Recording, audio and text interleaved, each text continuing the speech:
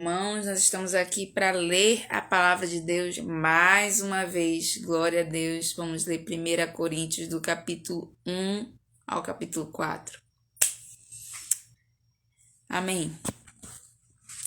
Eu, Paulo, que fui chamado pela vontade de Deus para ser apóstolo de Cristo Jesus, escrevo, junto com o irmão Sóstenes, esta carta à igreja de Deus que está na cidade de Corinto. Escrevo a todos os que, pela sua união com Cristo Jesus, foram chamados para pertencerem ao povo de Deus. Esta carta é também para aqueles que em todos os lugares adoram nosso Senhor Jesus Cristo, Senhor deles e nosso. Que a graça e a paz de Deus, o nosso Pai e do Senhor Jesus Cristo estejam com vocês. Eu sempre agradeço ao meu Deus por causa da graça que Ele tem dado a vocês por meio de Cristo Jesus. Por estarem unidos com Cristo Jesus, vocês foram enriquecidos em tudo, tanto no dom de anunciar o Evangelho, como no dom da sabedoria espiritual. A mensagem a respeito de Cristo está tão firme em vocês, que vocês não têm deixado de receber nenhum dom espiritual, enquanto esperam a vinda do nosso Senhor Jesus Cristo. Cristo vai conservá-los firmes até o fim, para que no dia do nosso Senhor,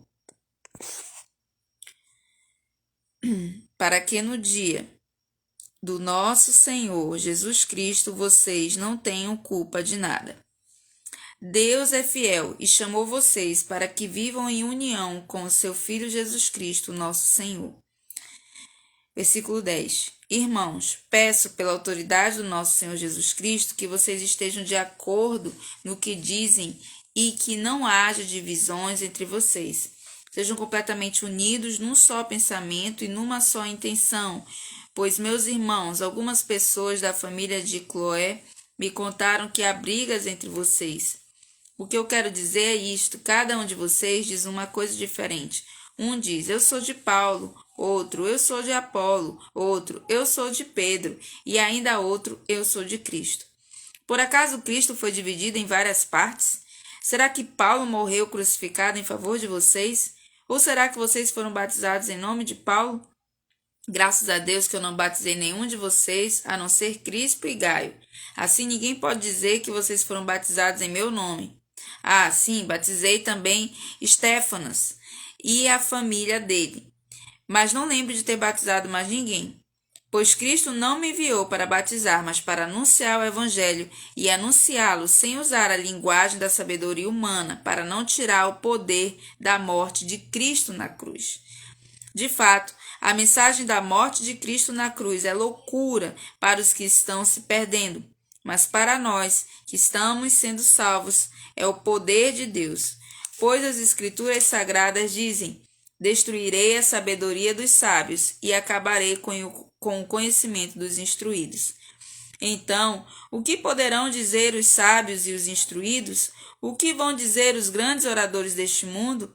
Deus tem mostrado que a sabedoria deste mundo é loucura, pois Deus, na sua sabedoria, não deixou que os seres humanos o conhecessem por meio da sabedoria deles.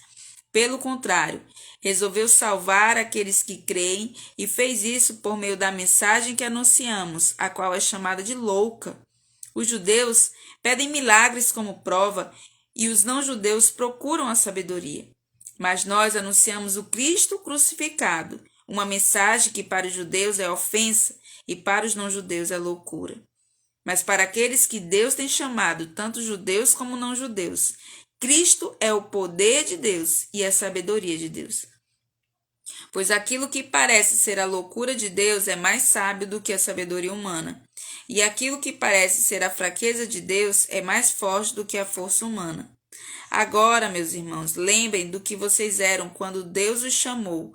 Do ponto de vista humano, poucos de vocês eram sábios ou poderosos ou de famílias importantes. Para envergonhar os sábios, Deus escolheu aquilo que o mundo acha que é loucura. E para envergonhar os poderosos, ele escolheu o que o mundo acha fraco. Para destruir o que o mundo pensa que é importante, Deus escolheu aquilo que o mundo despreza, acha humilde e diz que não tem valor. Isso quer dizer que ninguém pode ficar orgulhoso, pois sabe que está sendo visto por Deus. Porém, Deus uniu vocês com Cristo Jesus e fez com que Cristo seja nossa sabedoria. E é por meio de Cristo que somos aceitos por Deus. Nos tornamos o povo de Deus e somos salvos. Portanto, como as Escrituras Sagradas dizem, quem quiser se orgulhar, que se orgulhe daquilo que o Senhor faz. 1 Coríntios capítulo 2. Meus irmãos, quando fui anunciar a vocês a verdade secreta de Deus, não usei muitas palavras nem grande sabedoria, porque quando estive com vocês, resolvi esquecer tudo, a não ser Jesus Cristo e principalmente a sua morte na cruz. Quando visitei vocês, eu estava fraco e tremia de medo. O meu ensinamento e a minha mensagem não foram dados com a linguagem da sabedoria humana, mas com provas firmes do poder do Espírito de Deus. Portanto, a fé que vocês têm não se baseia na sabedoria humana, mas no poder de Deus. Porém, para os que são espiritualmente maduros, anunciamos uma mensagem de sabedoria. Mas não é de uma sabedoria deste mundo, nem a dos poderes que o governam e que estão perdendo seu poder. A sabedoria que anunciamos é a sabedoria secreta de Deus, escondida dos seres humanos. A sabedoria que o próprio Deus, antes mesmo da criação do mundo, já havia escolhido para a nossa glória. Nenhum dos poderes que agora governam o mundo conheceu essa sabedoria, pois se a tivessem conhecido, não teria crucificado o glorioso Senhor. Porém, como diz as Escrituras Sagradas, o que ninguém nunca viu nem ouviu, e o que jamais alguém pensou que podia acontecer, foi isso que Deus preparou para aqueles que o amam. Mas foi a nós que Deus, por meio do Espírito, revelou o seu segredo. O Espírito Santo examina tudo, até mesmo os planos mais profundos e escondidos de Deus. Quanto ao ser humano, somente o Espírito que está nele é que conhece tudo a respeito dele. E, quanto a Deus, somente o seu próprio Espírito conhece tudo a respeito dele. Não foi o Espírito deste mundo que nós recebemos, mas o Espírito mandado por Deus, para que possamos entender tudo o que Deus tem nos dado. Portanto, quando falamos, nós usamos palavras ensinadas pelo Espírito de Deus e não palavras ensinadas pela sabedoria humana. Assim, explicamos as verdades espirituais aos que são espirituais. Mas quem não tem o Espírito de Deus não pode receber os dons que vêm do Espírito e, de fato, nem mesmo pode entendê-los. Essas verdades são loucura para essa pessoa, porque o sentido delas só pode ser entendido de modo espiritual. A pessoa que tem o Espírito Santo pode julgar o valor de todas as coisas, porém ela mesma não pode ser julgada por ninguém. Como diz as Escrituras Sagradas, quem pode conhecer a mente do Senhor? Quem é capaz de lhe dar conselhos? Mas nós pensamos como Cristo pensa. Capítulo 3. Na verdade, irmãos, eu não pude falar com vocês como costumo fazer com as pessoas que têm o Espírito de Deus. Tive de falar com vocês como se vocês fossem pessoas do mundo, como se fossem crianças na fé cristã. Tive de alimentá-los com leite, não com comida forte, pois vocês não estavam prontos para isso. E ainda não estão prontos, porque vivem como se fossem pessoas deste mundo. Quando existem ciumeiras e brigas entre vocês, será que isso não prova que vocês são pessoas deste mundo e fazem o que todos fazem? Quando alguém diz, eu sou de Paulo e outro, eu sou de Apolo, será que assim não estão agindo como pessoas deste mundo? Afinal de contas, quem é Apolo e quem é Paulo? Somos somente servidores de Deus. E foi por meio de nós que vocês creram no Senhor. Cada um de nós faz o trabalho que o Senhor lhe deu para fazer. Eu plantei e Apolo regou a planta, mas foi Deus quem a fez crescer. De modo que não importa nem o que planta, nem o que rega, mas sim Deus que dá o crescimento. Pois não existe diferença entre a pessoa que planta e a pessoa que rega. Deus dará a recompensa de acordo com o trabalho que cada um tiver feito, porque nós somos companheiros de trabalho no serviço de Deus, e vocês são o terreno no qual Deus faz o seu trabalho. Vocês são também o edifício de Deus. Usando o dom que Deus me deu, eu faço o trabalho de um construtor competente, ponho o alicerce e outro constrói em cima dele. Porém, cada um deve construir com cuidado, porque Deus já pôs Jesus Cristo como o único alicerce e nenhum outro alicerce pode ser colocado. Alguns usam ouro, prata ou pedras preciosas para construir em cima do alicerce, e ainda outros usam madeira ou capim ou palha. O dia de Cristo vai mostrar claramente a qualidade do trabalho de cada um, pois o fogo daquele dia mostrará o trabalho de cada pessoa. O fogo vai mostrar e provar a verdadeira qualidade do trabalho. Se aquilo que alguém construir em cima do alicerce resistir ao fogo, então o construtor receberá a recompensa. Mas se o trabalho de alguém for destruído pelo fogo, então esse construtor perderá a recompensa. Porém, ele mesmo será salvo como se tivesse passado pelo fogo para se salvar. Certamente vocês sabem que são o templo de Deus e que o Espírito de Deus vive em vocês. Assim, se alguém destruir o templo de Deus, Deus destruirá essa pessoa. Pois o templo de Deus é santo e vocês são o seu templo.